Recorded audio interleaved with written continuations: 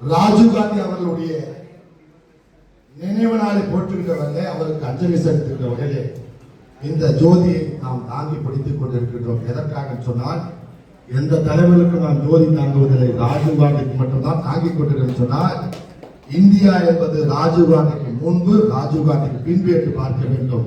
Is architect of modern India. இன்றைக்கு இருக்கக்கூடிய நவீனமயமாக்கப்பட்ட, டிஜிட்டலமயமாக்கப்பட்ட அனைத்துக்கும் காரியக்கர்த்தாக இருந்தவர் மரியாதைக்குரிய தலைவர் ராஜீவ் காந்தி என்பதை இந்த நாட்டிலே நினைவுகின்ற வகையில் தான், அவரை நினைவுகின்ற போற்றுகின்ற வகையில் தான் நாம் ஜோதி ஏந்தி கொண்டிருக்கின்றோம். இந்த ஜோதி போல இந்த நாட்டு மக்கள் என்றைக்கும் உயர்ந்த நெறியோடு இருக்க வேண்டும் என்றுதான் அவருடைய எண்ணம்.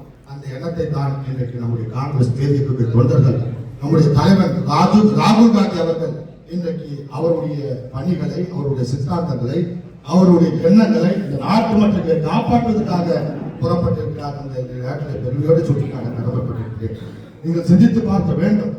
உலக நாட்டிலே எந்த தலைவருக்கும் இல்லாத பெருமை தலைவர் ராஜீவ் காந்திக்கு உண்டு என்று சொன்னால், ஒரு காலகட்டத்திலே சட்டமன்ற உறுப்பினராக, நாடாளுமன்ற உறுப்பினராக அதிகாரமிக்க பதவிகளுக்கு பணம் படைத்துவதுதான் வர முடியும் என்ற நிலை இருந்த போது, அடித்தள மக்கள், கிராமத்தில் இருக்கக்கூடிய ஏழை மக்கள், நடுத்தர மக்கள், குறிப்பாக பெண்கள் ஆட்சி அதிகாரத்துக்கு வர வேண்டும் என்று சொல்லி ராஜீவ் காந்தி பஞ்சாயத்து ராஜ் சட்டத்தை கொண்டு வந்து இந்த நாட்டுடைய அதிகாரமிக்க பதவி கிராமத்திலிருந்து வர வேண்டும் என்று சிந்தித்த ஒரு மாறும் தலைவர் தான் மரியாதைக்குரிய தலைவர் ராஜீவ் காந்தி என்பதை நாம் நினைத்து பார்க்க வேண்டும்.